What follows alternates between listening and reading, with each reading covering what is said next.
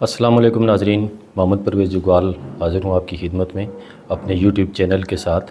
ناظرین، آج ہم جن موضوعات پر بات کریں گے ان میں پہلے نمبر پہ ہے کہ پاکستان کے عدالتی نظام میں آرٹیفیشل انٹیلیجنس یعنی مصنوعی ذہانت کا استعمال۔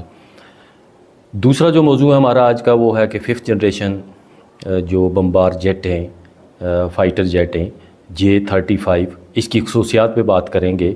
اور جو تیسرے نمبر پہ ہم بات کرنے والے ہیں وہ معلومات کے طور پہ ایک لافنگ گیس یعنی ہنسانے والی گیس جو ہے اس کی ہم بات کریں گے۔ تو ناظرین، اس سے پہلے کہ آج کے ولاگ کا آغاز کریں، آپ سے ریکویسٹ ہے کہ میرے چینل کو سبسکرائب، لائک اور شیئر کر دیں اور بیل آئیکن کے بٹن کو پش کر دیں تاکہ میری ہر آنے والی ویڈیو آپ تک پہنچتی رہے۔ تو سب سے پہلے آج کا جو موضوع ہے جس پہ ہم بات کریں گے وہ ہے پاکستان کے عدالتی نظام میں AI کا، آرٹیفیشل انٹیلیجنس کا استعمال۔ پاکستان کا عدالتی نظام برسوں سے اپنی سست روی کے باعث تنقید کی زد میں رہا ہے۔ ملک بھر میں لاکھوں مقدمات برسوں سے عدالتوں میں التوا کا شکار ہیں۔ سست عدالتی کارروائی، تاریخوں پر تاریخیں اور وکلاء و ججز کی شدید کمی جیسے عوامل انصاف کی فراہمی کو مشکل بنا دیتے ہیں۔ ایسے میں یہ سوال بجا طور پر مناسب لگتا ہے کہ کیا دنیا کے دیگر ممالک کی طرح جدید ٹیکنالوجی خصوصاً مصنوعی ذہانت عدالتی نظام کو فعال، تیز اور مؤثر بنانے میں مددگار ہو سکتی ہے؟ مصنوعی ذہانت کی مدد سے دنیا کے کئی ممالک میں مقدمات کی چھان بین، قانونی تحقیق اور مقدمے کی پیش رفت کو نہ صرف تیز کیا گیا ہے بلکہ فیصلہ سازی میں بھی اس سے مدد لی جا رہی ہے۔ پاکستان میں چیٹ GPT کی مدد سے پہلا عدالتی فیصلہ جو ہے وہ کیا گیا ہے، اس پہ ہم بات کرتے ہیں کہ چین، سنگاپور اور برطانیہ جیسے ممالک نے مصنوعی ذہانت کے ذریعے قانونی نظام میں کئی سطحوں پر جدت متعارف کروائی ہے۔ پاکستان میں بھی اس حوالے سے ابتدائی اقدامات ضرور اٹھائے گئے ہیں، مگر کیا ہم اس ٹیکنالوجی کو مکمل طور پر اپنا پائیں گے؟ پاکستان میں صدارتی اقدام برائے مصنوعی ذہانت و کمپیوٹنگ PIAIC اور پاکستان لا.AI جیسے منصوبے اور ادارے نہ صرف ٹیکنالوجی کی تعلیم و تربیت فراہم کر رہے ہیں بلکہ قانونی ڈیجیٹل پلیٹ فارم کی تشکیل میں بھی معاون ثابت ہو رہے ہیں۔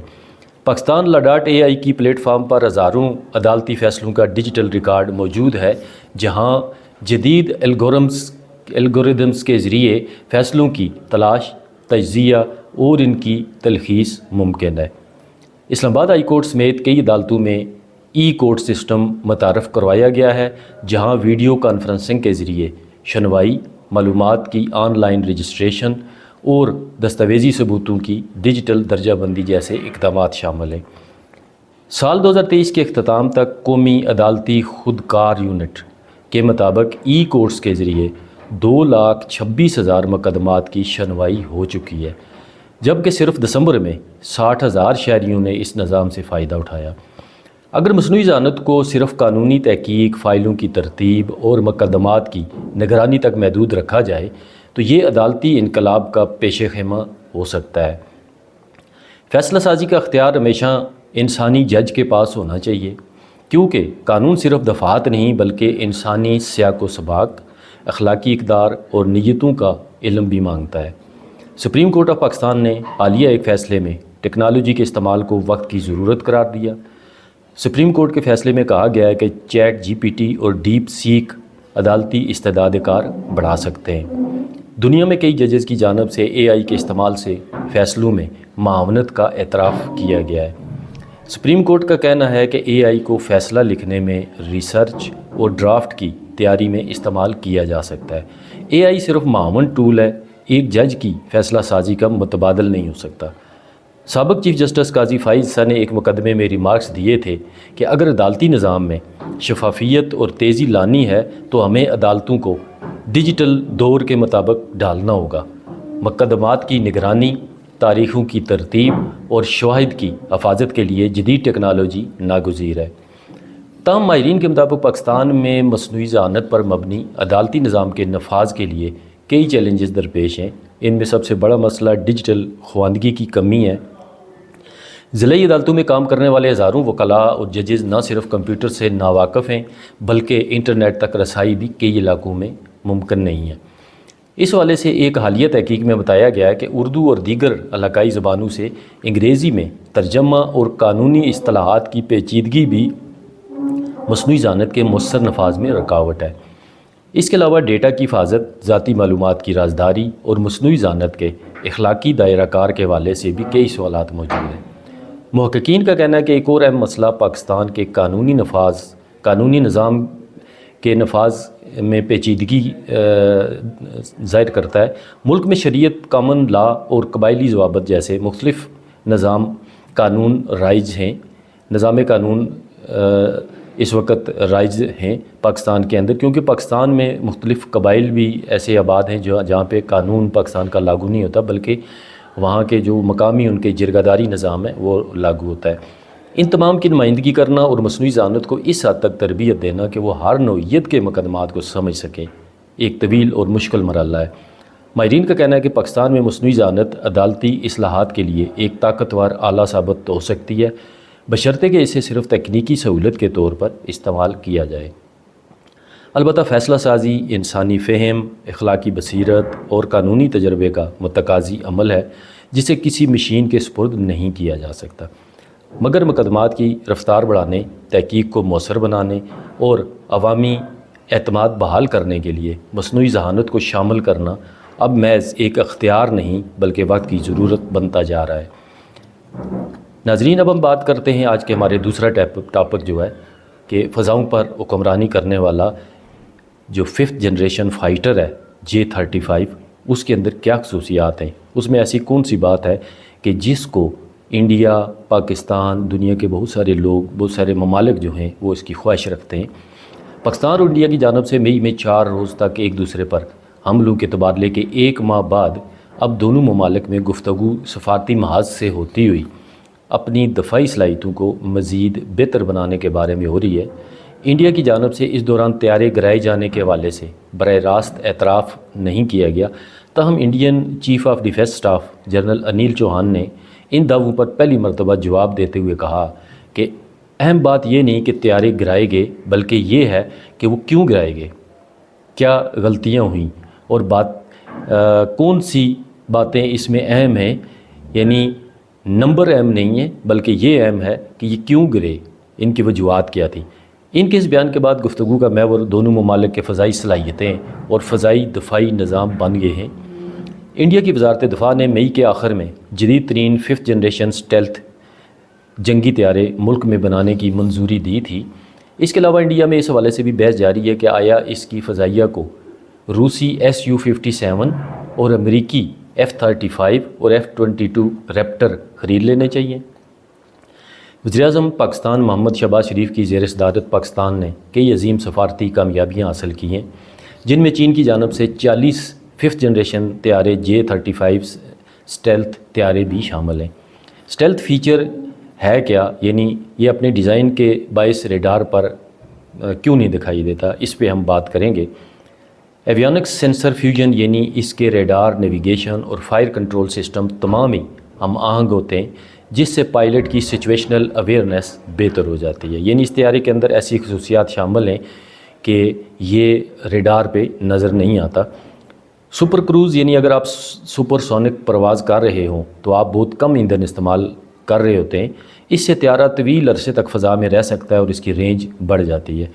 نیٹ ورک سینٹر، یعنی باقی تمام سسٹمز کے ساتھ آپ جڑے رہتے ہیں جو گراؤنڈ پر ہوں، جیسے ریڈارز، یا فضا میں ہوں جیسے airborne early warning system یا یو اے ویز اور ڈرونز وغیرہ۔ اب دیکھتے ہیں جی کہ کون سے ایسے عوامل ہیں جو ایک طیارے کو 5th جنریشن اور اسٹیلتھ بناتے ہیں۔ خیال رہے کہ آسمان میں بقا کی مسلسل جنگ میں کسی بھی جنگی طیارے کے لیے سب سے قیمتی خصوصیات میں سے ایک یہ ہے کہ وہ ریڈار پہ نظر نہ آئے۔ آج جب دشمن کی نظروں سے بچنا زندگی اور موت کا سوال بن چکا ہے، ایسے میں اسٹیلتھ ٹیکنالوجی لڑاکا اور بمبار طیاروں کے لیے محض ایک اضافی خصوصیت نہیں بلکہ ایک ناگزیر ضرورت بن چکی ہے۔ اس طیارے کا ڈیزائن اس طرح تیار کیا گیا ہے کہ یہ ریڈار ویوز کو منتشر کر دیتا ہے۔ جب ریڈار جذب کرنے والے مواد یا کمپوزٹ میٹیریل ریڈار سگنل کو جذب کر کے طیارے کا مکمل عکس واپس بھیجنے سے روکتے ہیں، جس سے ریڈار سسٹم کے لیے طیارے کا پتہ لگانا مشکل ہو جاتا ہے۔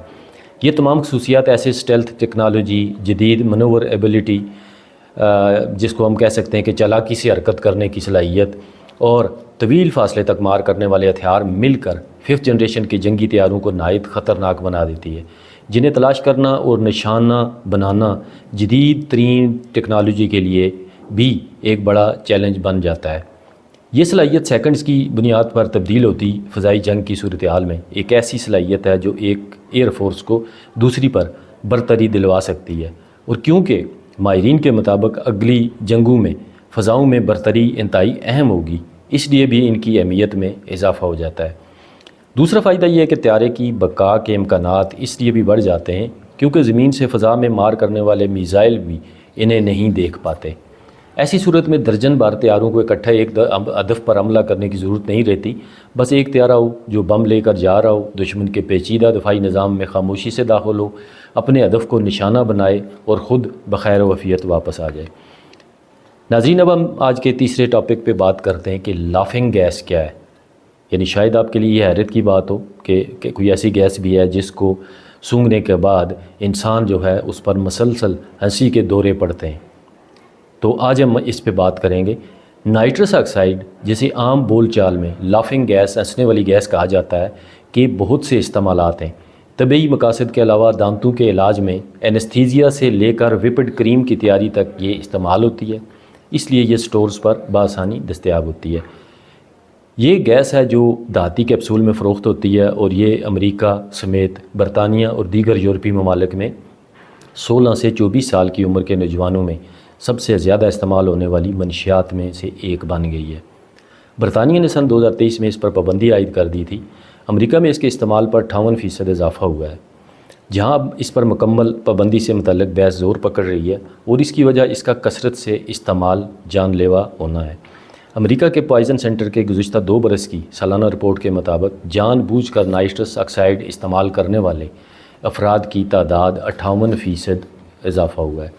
اس لافنگ گیس سے سانس لینے سے جب دماغ کو کافی آکسیجن نہیں ملتی تو پھر ہائپوکسیا کا خطرہ بڑھ جاتا ہے، جو جان لیوا ثابت ہوتا ہے۔ US centres for disease control and prevention کے مطابق نائٹرس آکسائڈ زہر سے ہونے والی اموات کی تعداد میں 2019 سے 2023 کے درمیان 110% اضافہ ہوا۔